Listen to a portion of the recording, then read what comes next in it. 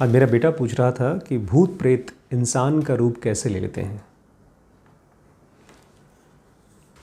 दो घटनाएं मुझे याद आ रही हैं। वैसे तो ढेर सारी घटनाएं मेरे साथ हुई हैं। शुरू में जब मैं छोटा था तब तो मैं बहुत डरता था। तो पहली घटना तो तब की है जब मेरी लाइफ में ज़नुगा नहीं आई थी, जब मैं भूत प्रेत को भूत प्रेत ही समझता था, मानता था। और दूसरी घटना तब जब मेरी लाइफ में ज़नुगा हो चुकी थी, यानी कि उसके बाद मेरे लिए भूत प्रेत नाम की कोई चीज़ नहीं थी। उसके बाद physical body, molecular body, electronic body और डिवाइन फ्रैगमेंट, हर चीज़ को मैं साफ साफ देख सकता था और समझ सकता था। तो खैर, पहली वाली घटना में मुझे याद है, मैं था मेरे ख्याल से 8 साल या 10 साल का था और हम लोगों ने एक नया नया घर शिफ्ट किया था। जब भी पिताजी का कोई प्रमोशन होता था 4-5 साल में, तो उनको पुराने घर से नया घर दे दिया जाता था।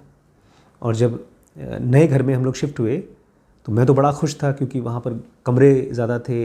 हमारे घर के जस्ट सामने खेलने के लिए बहुत खूबसूरत मैदान था। तो मैं तो बड़ा खुश। लेकिन रात को मम्मी की चीखने की आवाज़ आई। मुझे ऐसा लगा जैसे कि मम्मी रो रही हैं, और सुबह सुबह के मेरी मम्मी किसी और को बोल रही हैं, तुम लोग यहाँ से चले जाओ, प्लीज़ प्लीज़ यहाँ से चले जाओ। मुझे लगा मम्मी ऐसा क्यों बोल रही हैं। और जब सुबह उठा तो मेरे लिए बड़ा शॉकिंग था। पिताजी और माताजी की कुछ कुछ बहस चल रही है। पापा बोल रहे हैं नहीं नहीं हम लोग यहीं रहेंगे, मम्मी बोलते नहीं जाएंगे।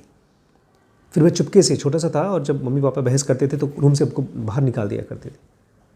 तब फाइनली हम लोग को डिसीजन समझ में आया कि वो घर हम लोग छोड़ के वापस अपने पुराने घर में जाने वाले। मेरा बहुत बहुत दुखी हुआ मन, क्योंकि मैं सोच चुका था कि ये मेरा कमरा होगा, यहाँ पर मेरे खिलौने होंगे, और ये सब कुछ मैंने दिमाग में सोच लिया था।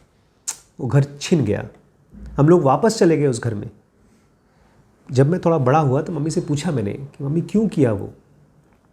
तो मुझे तो नहीं बताई, ताकि उनको लगा बच्चा डर जाएगा।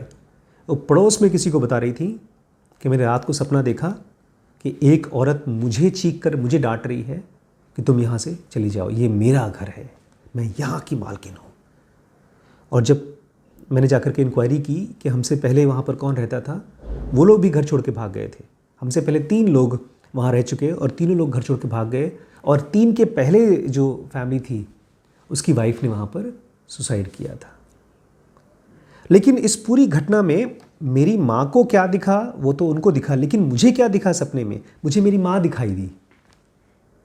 और वो किसी और को बोल रही थी जाने के लिए, हटने के लिए। फिर मैं तो डर गया। उसके बाद कभी भी उस गली में मैंने कदम नहीं रखा। दूसरी घटना तब हुई थी, इनफैक्ट 3 घटनाएं मेरे पास। दूसरी घटना तो तब हुई थी जब आप छोटे से थे। आप मुश्किल से 1 साल के थे और आपकी मम्मी ने 4-5 दिन पहले सुसाइड कर लिया था। और रात को आप चीख चीख के रो रहे थे। भूख लगी थी, दूध ले आए, दूध दे दिया, नहीं चुप हुए। उसके बाद फिर लाइट चली गई, अंधेरा हो गया। इन्वर्टर छत पे, कहाँ पर?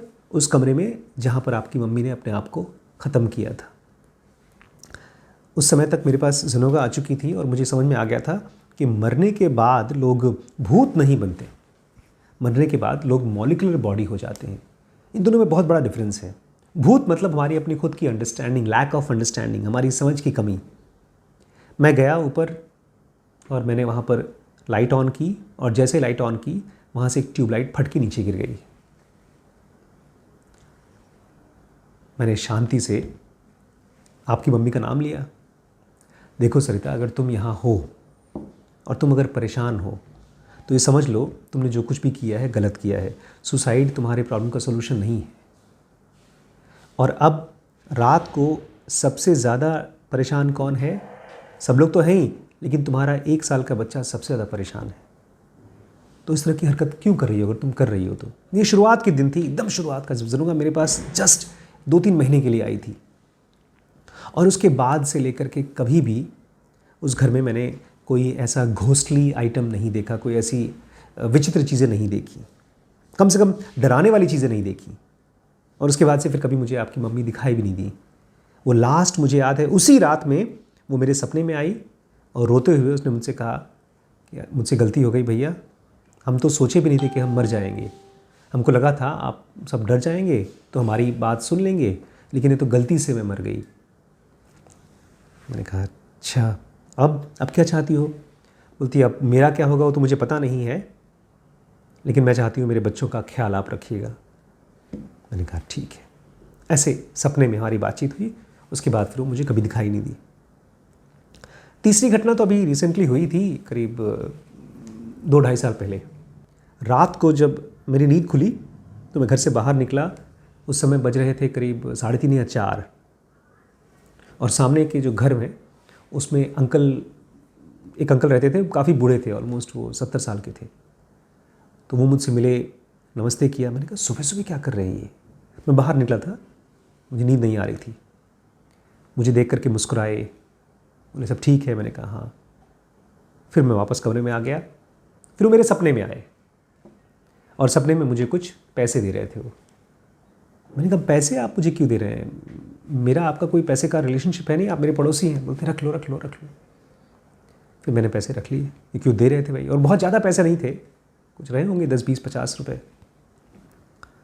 और फिर जब सुबह उठे हम लोग तो पता चला रात को ही वो अपना शरीर छोड़ चुके थे, वो मर चुके थे। और ये सारी घटनाएं उनकी डेथ के बाद हुई। जो रात को मैंने उनको देखा और जो मेरे सपने में आए, ये सब उनके मरने के बाद हुआ। तो फिज़िकल बॉडी जब हट जाती है, ख़त्म हो जाती है, तो वो खोजती है कोई ऐसा जो कम्युनिकेट कर सके। और अगर हम सेंसिटिव हैं तो वो हमसे कम्युनिकेट कर सकते हैं। लेकिन एक बड़ी प्रॉब्लम आ जाती है, हमारा डर, हमारा इमोशंस। वो जो हमसे कनेक्ट करने की कोशिश करती हैं, वो हमारे इमोशंस से और हमारे माइंड में जो थॉट्स और मेमोरीज होती हैं उनसे कनेक्ट करती है। और आमतौर पे जो हमको दिखाई देते हैं भूत प्रेत, सो कॉल्ड भूत प्रेत, वो हमारे ही अपने जैसे लोग दिखाई देते हैं, हमारे पिता, हमारे भाई, हमारे बहन, क्योंकि वो हमारे मेंटल इमेजेस होते हैं।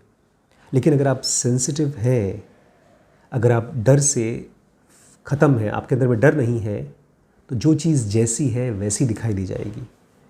तो हम सब हर रोज़ रात को भूत प्रेत बन जाते हैं, कन्फ्यूज्ड मॉलिक्यूलर बॉडीज़। इसीलिए जब भी आपको लगे कहीं पर कोई घोस्ट है या भूत है, उनको वही कंपैशन दीजिए जो आप अपने आप को देंगे सपने की दुनिया में। तब आप देखेंगे आपकी एनर्जी उनको टच कर पाएगी, उनको हील कर पाएगी।